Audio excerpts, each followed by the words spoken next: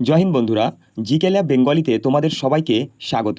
আজকের এই ভিডিওতে আমরা আলোচনা করব সিন্ধু সভ্যতা ও বৈদিক সভ্যতা থেকে বাছাই করা 30টি অত্যন্ত গুরুত্বপূর্ণ এমসিকিউ প্রশ্ন, যা WBP constable, KP constable, West Bengal গ্রাম পঞ্চায়েত 2026, এসএসসি জিডি, রেলওয়ে সহ বিভিন্ন প্রতিযোগিতামূলক পরীক্ষার জন্য খুবই গুরুত্বপূর্ণ। বন্ধুরা, এটি আমাদের ইতিহাস এমসিকিউ সিরিজের একটি অংশ।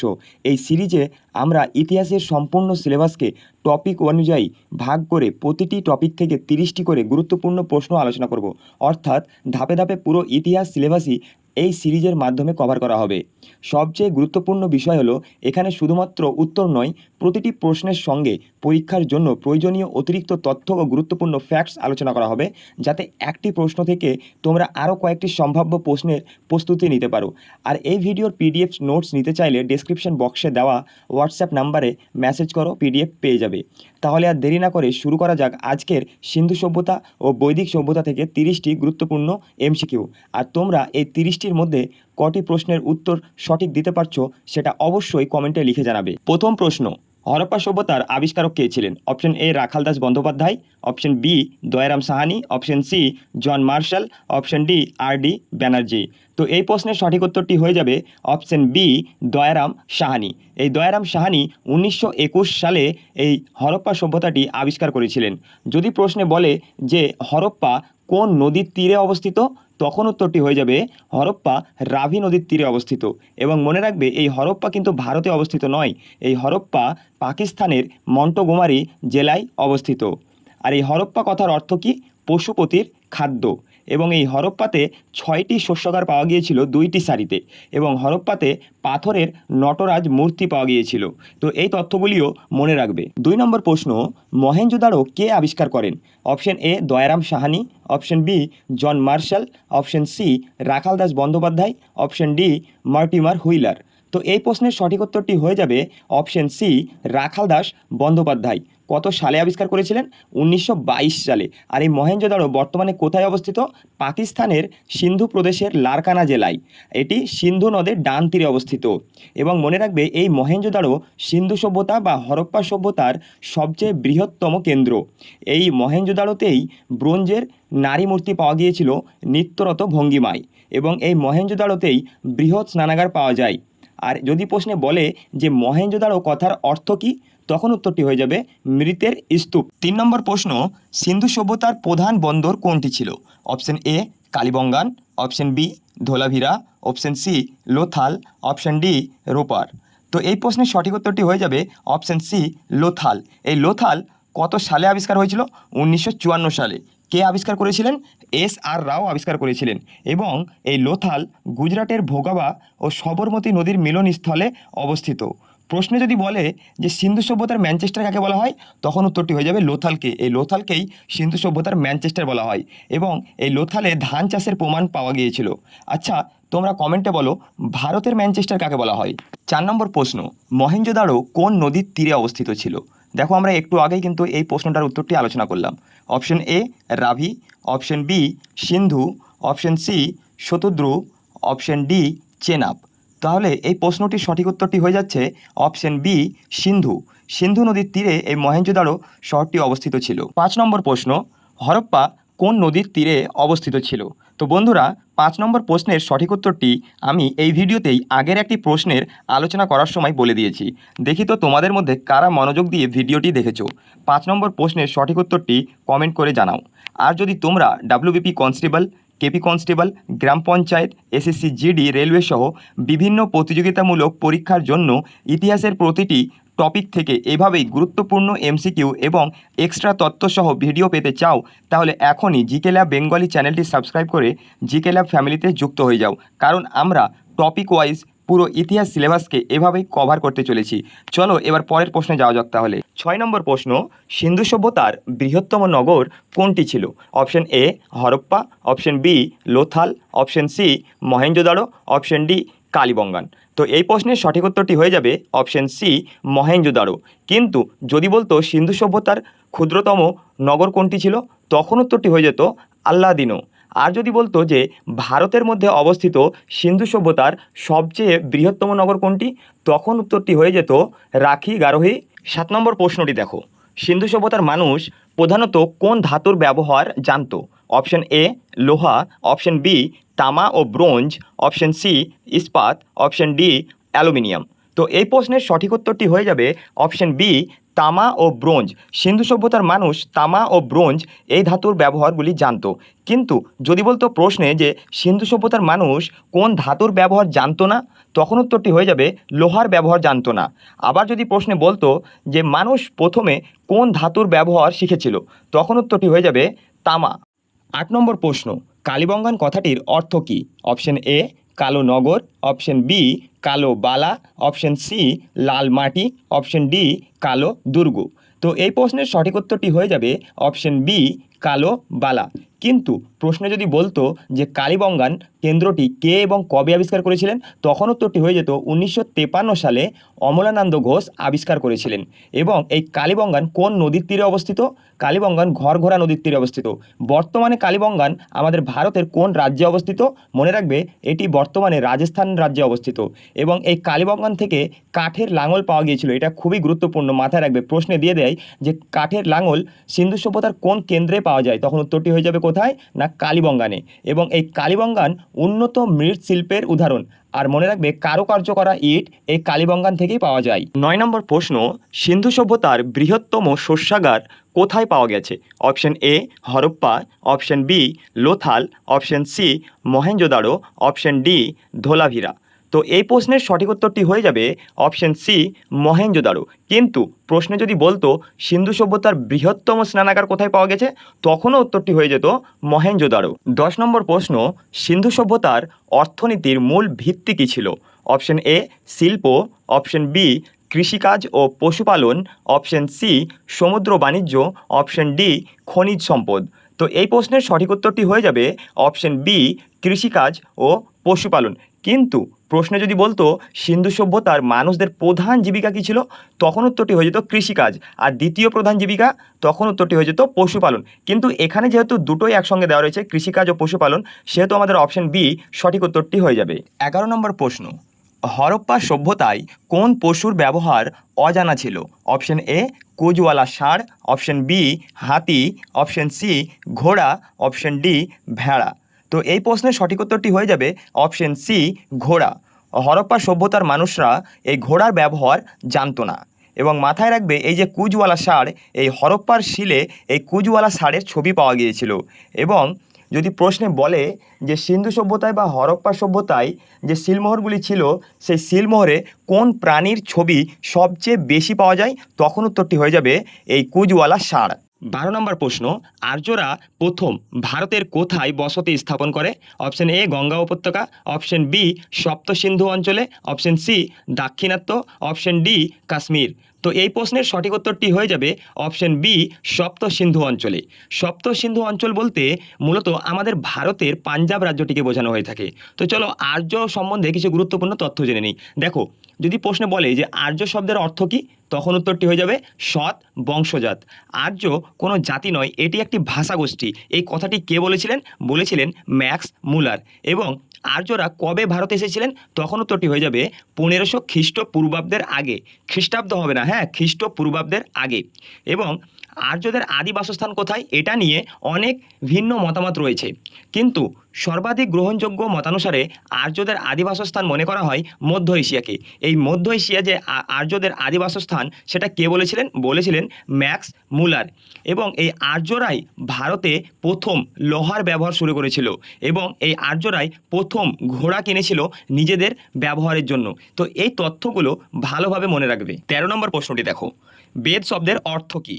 অপশন এ পবিত্র, অপশন বি জ্ঞান, অপশন সি সত্য, অপশন ডি নিয়ম। তো এই প্রশ্নের সঠিক উত্তরটি হয়ে যাবে অপশন বি জ্ঞান। বেদ শব্দের অর্থ হচ্ছে জ্ঞান। মোট বেদ কয়টি রয়েছে? মনে রাখবে মোট বেদ রয়েছে 4টি। সেই 4টি বেদ কী কী? ঋগ্বেদ, সামবেদ, যজুর্বেদ এবং অথর্ববেদ। এবং মনে রাখবে প্রতিটি বেদকে আবার 4টি ভাগে ভাগ করা হয়েছে। সেই ভাগগুলি কী কী? সংহিতা, ব্রাহ্মণ, আরণ্যক, উপনিষদ। এখানে আরও কিছু পয়েন্ট মনে রাখবে, যেমন যদি প্রশ্নে বলে যে বেদের অপর নাম কি, তখন বেদের অপর নাম হয়ে যাবে অপৌরেশ, অর্থাৎ মনে করা হয় যে বেদ পুরুষের সৃষ্ট নয়, অর্থাৎ কোনো পুরুষের লেখা নয়, এটা স্বয়ং ঈশ্বরের বাণী। আর যদি প্রশ্নে বলে যে আর্যদের প্রাচীনতম গ্রন্থ কোনটি, তখন উত্তর হয়ে যাবে বেদ। 14 নম্বর প্রশ্নটি দেখো, প্রাচীনতম বেদ কোনটি? Option A Samaveda, option B Yajurveda, option C Atharvaveda, option D Rigveda. তো এই প্রশ্নের সঠিক উত্তরটি হয়ে যাবে অপশন ডি ঋগ্বেদ। তাহলে চলো ঋগ্বেদ সম্বন্ধে কিছু গুরুত্বপূর্ণ তথ্য জেনে নিই, যেগুলো চাকরির পরীক্ষায় বহুবার এসেছে। যেমন এই ঋগ্বেদ ইন্দো ইউরোপীয় ভাষায় রচিত, অর্থাৎ সংস্কৃত ভাষায় রচিত। যদি প্রশ্নে বলে যে কোন বেদকে মানব জাতির প্রথম আইন বলা হয়, তখন উত্তর হয়ে যাবে ঋগ্বেদ। যদি বলে যে ঋগ্বেদে মোট শ্লোক সংখ্যা কয়টি, তখন উত্তর হবে কটি? 1028টি। যদি বলে ঋগ্বেদ কটি মণ্ডলে বিভক্ত, তখন উত্তর হয়ে যাবে 10টি মণ্ডলে বিভক্ত। যদি বলে কোন বেদে গায়ত্রী মন্ত্রের উল্লেখ রয়েছে, তখন উত্তর হয়ে যাবে ঋগ্বেদে। কততম মণ্ডলে গায়ত্রী মন্ত্র রয়েছে ঋগ্বেদের? 3য় মণ্ডলে, ঠিক আছে, 3য় মণ্ডলে। এবং যদি বলে গায়ত্রী মন্ত্র কোন দেবীর উদ্দেশ্যে লেখা, তখন উত্তর কী হবে? সাবিত্রী দেবীর উদ্দেশ্যে লেখা।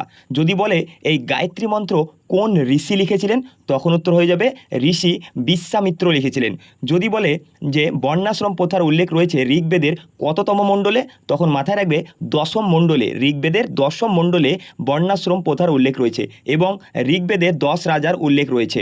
এখান থেকে একটি প্রশ্ন মাথায় রাখবে, বহুবার এসেছে চাকরির পরীক্ষায়, যে 10 রাজার যুদ্ধ কোন নদীর তীরে হয়েছিল, তখন উত্তর কী হবে? রাভি নদীর তীরে হয়েছিল। এবং মাথায় রাখবে যে ঋগ্বেদে সবচেয়ে বেশি উল্লেখিত নদী হচ্ছে সরস্বতী নদী। আর ঋগ্বেদের শ্লোকগুলি যারা আবৃত করতেন তাদের হোত্রী বলা হতো। আর ঋগ্বেদের পুরোহিতরা হোতা নামে পরিচিত ছিল। আর ঋগ্বেদে যুদ্ধের নাম ছিল কি? গাভিষ্টি। তো এই তথ্যগুলো ভালোভাবে মাথায় রাখবে, কারণ চাকরির পরীক্ষায় এগুলি থেকেই ঘুরিয়ে ফিরিয়ে প্রশ্ন দেওয়া হয়। 15 নম্বর প্রশ্ন, গায়ত্রী মন্ত্র কোন বেদে উল্লেখ আছে? Option A Samaveda, option B Yajurveda, option C Rigveda, option D Atharvaveda. দেখো এই প্রশ্নের উত্তরটি আমরা আগের প্রশ্নেই আলোচনা করলাম। তো উত্তরটি হয়ে যাবে অপশন সি ঋগ্বেদে, 3য় মণ্ডলে। এটা মাথায় রাখবে, 3য় মণ্ডলে এই গায়ত্রী মন্ত্রের উল্লেখ রয়েছে। কার উদ্দেশ্যে লেখা হয়েছিল? সাবিত্রী দেবীর উদ্দেশ্যে লেখা হয়েছিল। কে লিখেছিলেন? ঋষি বিশ্বামিত্র লিখেছিলেন। 16 নম্বর প্রশ্ন, ভারতীয় সঙ্গীতের আদি উৎস কোন বেদকে বলা হয়? অপশন এ ঋগ্বেদকে, option B Samaveda, option C Yajurveda, option D Atharvaveda. তো এই প্রশ্নের সঠিক উত্তরটি হয়ে যাবে অপশন বি সামবেদ। দেখো প্রশ্নটি যদি এরকম হতো যে মুখ্য ভারতীয় ধ্রুপদী সঙ্গীত ঘরানাগুলির উৎস কোন বেদ, তখনও উত্তরটি হয়ে যেত সামবেদ। আর একটা প্রশ্ন ভালোভাবে মনে রাখবে যে ব্রাতষ্টম যজ্ঞ কথাটি কোন বেদে পাওয়া যায়, তখন উত্তর হয়ে যাবে এই সামবেদেই পাওয়া যায়। ব্রাতষ্টম যজ্ঞটি হচ্ছে অনার্যদের আর্যদের রূপান্তরিত করার একটি যজ্ঞ। আর মনে রাখবে সামবেদে পুরোহিতদের উদ্গাতা বলা হতো। 17 নম্বর প্রশ্নটি দেখো, ডাকিনী বিদ্যা ও বশীকরণ কোন বেদের বিষয়বস্তু, অর্থাৎ জাদুবিদ্যা ও বশীকরণ, এটা নিয়ে বলতে চাইছে। তো option A Atharvaveda, option B Rigveda, option C Samaveda, option D Yajurveda. তো এই প্রশ্নের সঠিক উত্তরটি হয়ে যাবে অপশন এ অথর্ববেদ। এখানে মনে রাখবে যদি তোমরা প্রশ্নে দেখতে পাও যে বলা রয়েছে যে ভারতীয় চিকিৎসা শাস্ত্রের উৎস বলা হয় কোন বেদকে, তখন উত্তর হয়ে যাবে অথর্ববেদকে ভারতীয় চিকিৎসা শাস্ত্রের উৎস বলা হয়। বা যদি প্রশ্নে বলে যে কোন বেদকে অনার্যদের বেদ বলা হয়, তখনও উত্তরটি হয়ে যাবে অথর্ববেদকে। 18 নম্বর প্রশ্ন, সত্যমেব জয়তে কথাটি কোন উপনিষদ থেকে নেওয়া হয়েছে? Option A Katha Upanishad, option B Mundaka Upanishad, option C Chandogya Upanishad, option D Kena Upanishad. তো এই প্রশ্নের সঠিক উত্তরটি হয়ে যাবে অপশন বি মুন্ডক উপনিষদ। তো উপনিষদ থেকে কিছু গুরুত্বপূর্ণ তথ্য জেনে নিই চলো। দেখো মোট উপনিষদ রয়েছে কটি? 108টি। কিন্তু মুখ্য উপনিষদ রয়েছে কটি? 11টি। ঠিক আছে, কিন্তু যদি প্রশ্নে বলে যে সবচেয়ে উল্লেখযোগ্য উপনিষদ কোনটি, তখন উত্তরটি হয়ে যাবে এই মুন্ডক উপনিষদ। আর যদি তোমরা প্রশ্নে দেখতে পাও যে বলা রয়েছে কোন উপনিষদে পবিত্র চিহ্ন ওমের উপর গুরুত্ব দেওয়া রয়েছে, তখন উত্তর হয়ে যাবে বৃহদারণ্যক উপনিষদে পবিত্র চিহ্ন ওমের উপর গুরুত্ব দেওয়া রয়েছে। আর এই উপনিষদ হলো বৈদিক সাহিত্যের শেষ অংশ, তাই উপনিষদকে বেদাঙ্গ বলা হয়। হ্যাঁ, এটা মাথায় রাখবে, উপনিষদকে বেদাঙ্গ বলা হয়, এটা বেদের শেষ ভাগ, সেজন্য বেদাঙ্গ বলা হয়। এবং উপনিষদে রয়েছে কি? দার্শনিক আলোচনা। তো এই তথ্যগুলো খুবই গুরুত্বপূর্ণ। 19 নম্বর প্রশ্ন, আর্যদের প্রধান দেবতা কে ছিলেন? Option A Agni, option B Varuna, option C Indra, option D Mitra. তো এই প্রশ্নের সঠিক উত্তরটি হয়ে যাবে অপশন সি ইন্দ্র। কিন্তু যদি প্রশ্নে বলতো যে পরবর্তী বৈদিক যুগের প্রধান দেবতা কে ছিলেন, তখন উত্তরটি কী হতো? তখন উত্তরটি হয়ে যেত প্রজাপতি ব্রহ্মা। কারণ আমরা জানি যে বৈদিক যুগকে দুটি ভাগে ভাগ করা হয়, কি আদি বৈদিক যুগ আর একটি হচ্ছে পরবর্তী বৈদিক যুগ। যদি প্রশ্নে বলে যে পরবর্তী বৈদিক যুগের সময়কাল কত ছিল, তখন কত হবে? 1000 খ্রিস্টপূর্বাব্দ থেকে 600 খ্রিস্টপূর্বাব্দ। আর আদি বৈদিক যুগের সময়কাল কত ছিল? 1500 খ্রিস্টপূর্বাব্দ থেকে 1000 খ্রিস্টপূর্বাব্দ। এই সময়কালগুলো খুব ইম্পর্টেন্ট, পরীক্ষায় দিয়ে দেয়, তো এগুলোও মনে রাখবে। 20 নম্বর প্রশ্নটি দেখো, বৈদিক যুগে বিনিময় প্রথার প্রধান মাধ্যম কী ছিল? অপশন এ রূপার মুদ্রা, অপশন বি তামা, অপশন সি গরু, অপশন ডি শস্য। তো এই প্রশ্নের সঠিক উত্তরটি হয়ে যাবে অপশন সি গরু। তো চলো বৈদিক যুগ নিয়ে আমরা কিছু গুরুত্বপূর্ণ তথ্য জেনে নিই পরীক্ষার জন্য। দেখো বৈদিক যুগকে দুটি ভাগে ভাগ করা হয়, যেটা আমরা আগের প্রশ্নে আলোচনা করলাম, আদি বৈদিক যুগ এবং পরবর্তী বৈদিক যুগ। তো এই দুটি যুগের মধ্যে পার্থক্য কী ছিল? দেখো আদি বৈদিক যুগের প্রধান জীবিকা কী ছিল? পশুপালন। কিন্তু পরবর্তী বৈদিক যুগের প্রধান জীবিকা কী ছিল? কৃষিকার্য। আদি বৈদিক যুগে বিভিন্ন প্রাকৃতিক শক্তির পূজা করা হতো, কিন্তু মূর্তি পূজা বা মন্দিরের কোনো অস্তিত্ব ছিল না, এবং ধর্মীয় আচার অনুষ্ঠান আয়োজিত হতো কোথায়? খোলা পরিবেশে। কিন্তু পরবর্তী বৈদিক যুগে গিয়ে কি হয়? সেখানে মূর্তি পূজা শুরু হয় এবং মন্দিরের অস্তিত্ব চলে আসে। এবং দেখো আদি বৈদিক যুগে নারীদের সম্মান ছিল, এবং তারা যারা উচ্চ বর্ণের নারী তারা কিন্তু বেদ পাঠ করতে পারতো। কিন্তু পরবর্তী বৈদিক যুগে কি হয়? নারীদের সম্মান আদি বৈদিক যুগের মতো ছিল না। সেখানে কি হতো? পরবর্তী বৈদিক যুগে উচ্চবর্ণের নারীদের বেদ পাঠের ক্ষমতা কেড়ে নেওয়া হয়। 21 নম্বর প্রশ্ন, বৈদিক যুগে দুজন বিদুষী নারীর নাম কি? অপশন এ লোপামুদ্রা ও গার্গী, অপশন বি খনা ও লীলাবতী, অপশন সি অহল্যা ও দ্রৌপদী, অপশন ডি সীতা ও সাবিত্রী। তো এই প্রশ্নের সঠিক উত্তরটি হয়ে যাবে অপশন এ লোপামুদ্রা ও গার্গী। 22 নম্বর প্রশ্ন, আর্যদের ব্যবহৃত মুদ্রার নাম কি? অপশন এ নিস্ক ও মনা, অপশন বি দিনার, অপশন সি পন, অপশন ডি জিতল। তো এই প্রশ্নের সঠিক উত্তরটি হয়ে যাবে অপশন এ নিস্ক ও মনা। 23 নম্বর প্রশ্নটি দেখো, উপনিষদের মূল বিষয়বস্তু কি? অপশন এ সামাজিক নিয়ম, অপশন বি হিন্দু দর্শন, অপশন সি বৈদিক যজ্ঞ, অপশন ডি প্রাচীন ইতিহাস। তো এই প্রশ্নের সঠিক উত্তরটি হয়ে যাবে অপশন বি হিন্দু দর্শন। কিন্তু এখানে যদি থাকতো অপশানে যে দার্শনিক আলোচনা, তখন উত্তরটি হয়ে যেত দার্শনিক আলোচনা। যেহেতু এখানে হিন্দু দর্শন রয়েছে, তো এখন উত্তরটি হয়ে যাচ্ছে অপশন বি হিন্দু দর্শন। 24 নম্বর প্রশ্ন, ঋগ্বেদে কতগুলি শ্লোক আছে? অপশন এ 1024টি, অপশন বি 1028টি, অপশন সি 105টি, অপশন ডি 1200টি। দেখো এই প্রশ্নের সঠিক উত্তরটি আমরা আগের প্রশ্নের সাথে আলোচনা করে নিয়েছিলাম, তো এই প্রশ্নের সঠিক উত্তরটি হয়ে যাবে অপশন বি 1028টি। 25 নম্বর প্রশ্ন, 10 রাজার যুদ্ধ কোথায় হয়েছিল? অপশন এ সিন্ধু নদীর তীরে, অপশন বি রাভি বা ইরাবতী নদীর তীরে, অপশন সি গঙ্গা নদীর তীরে, অপশন ডি বিতস্তা নদীর তীরে। তো এই প্রশ্নের সঠিক উত্তরটি হয়ে যাবে অপশন বি রাভি বা ইরাবতী নদীর তীরে।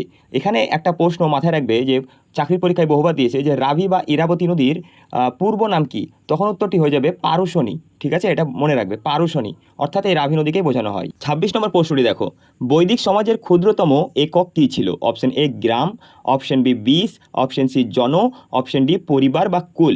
তো এই প্রশ্নের সঠিক উত্তরটি হয়ে যাবে অপশন ডি পরিবার বা কুল। যদি প্রশ্নে বলতো পরিবার বা কুলের প্রধানকে কি বলা হয়, তখন উত্তর হয়ে যেত কুলপতি। মনে রাখবে কয়েকটি পরিবার নিয়ে কি গঠিত হয়? একটি গ্রাম। এবং কয়েকটি গ্রাম নিয়ে গঠিত হয় 20, এবং কয়েকটি 20 নিয়ে গঠিত হয় জন। এই যে জনর প্রধানকে বলা হয় রাজন বা রাজা, আর এই 20-এর প্রধানকে বলা হতো 20পতি, আর গ্রামের প্রধানকে বলা হতো গ্রামণী। তো এই পয়েন্টগুলো মনে রেখো। 27 নম্বর প্রশ্ন, মহাভারতের রচয়িতা কে? Option A Valmiki, option B Vedavyasa বা Vyasadeva, option C Tulsidas, option D Kalidasa. তো এই প্রশ্নের সঠিক উত্তরটি হয়ে যাবে অপশন বি বেদব্যাস বা ব্যাসদেব। কিন্তু যদি প্রশ্নে বলতো যে মহাভারত বাংলায় কে অনুবাদ করেছিলেন, তখন উত্তরটি হয়ে যেত কাশিরাম দাস।